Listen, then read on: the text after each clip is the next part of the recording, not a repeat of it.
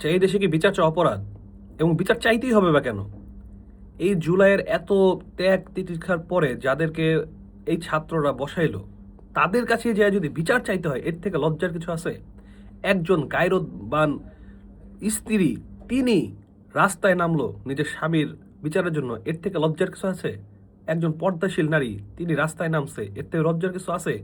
আমি ভিডিওটি দেখলাম যে তিনি পোস্টার দিয়ে তার স্বামীর যে বিচার চাচ্ছে, সে পোস্টার দিয়ে নিজের চেহারা ঢেকে রাখছেন এবং মানুষটাকে ভিডিও করতেছে। মানে এর থেকে লজ্জার কিছু আছে? এবং আজকে মানে যারা বিচার চাইতে আসলো তাদেরকে মানে গুলি করা হয়েছে, তাদেরকে মারধর করা হয়েছে, এর থেকে লজ্জার কিছু আছে? শুধু পোশাক পরিবর্তন হয়েছে, ভিতরে মানুষটাকে কে পরিবর্তন করবে ভাই? পোশাক পরিবর্তন করছেন আপনারা, কিন্তু মানুষটাকে পরিবর্তন করতে পারছেন? এগুলো কি হচ্ছে দেশের মধ্যে? মানে মানুষকে বিচার চাইতে গেলে মেরে ফেলবেন, গুলি করে দিবেন, এগুলো কি? এগুলো কি হচ্ছে দেশে? আর বিচারই চাইতে হবে কেন? একজন মানুষ যে হক বলতে গিয়ে মারা গেছে, তার বিচার চাইতে গেছে, বা বিচার চাওয়া লাগবে কেন? তার বিচার তো এটা সরকার থেকে, এটা প্রশাসন থেকে অটোমেটিকলি করার কথা রে ভাই। মানে মাথাটা কাজ করতেছে না যে এটা কেন হচ্ছে দেশের মধ্যে। এগুলো একটা মানুষকে, আমি পর্দাশীল মানুষটাকে দেখে এতটা খারাপ লাগছে, মানুষগুলোকে ভিডিও করতেছে।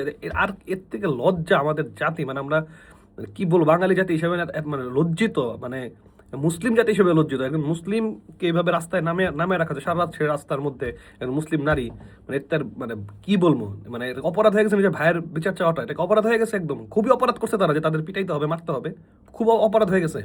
তাহলে স্বৈরাচারের সাথে এদের সাথে সম্পর্ক, এদের সাথে মানে তফাৎ কোথায়? স্বৈরাচারের তো সব একই হয়ে গেছে রে ভাই, পুরো এক হয়ে গেছে তা দেখতেছি। মানে আর কিছু বলার ভাষা পাচ্ছি না রে ভাই, বলার কোনো ভাষাই নাই, মানে বলার কোনো ভাষা নাই।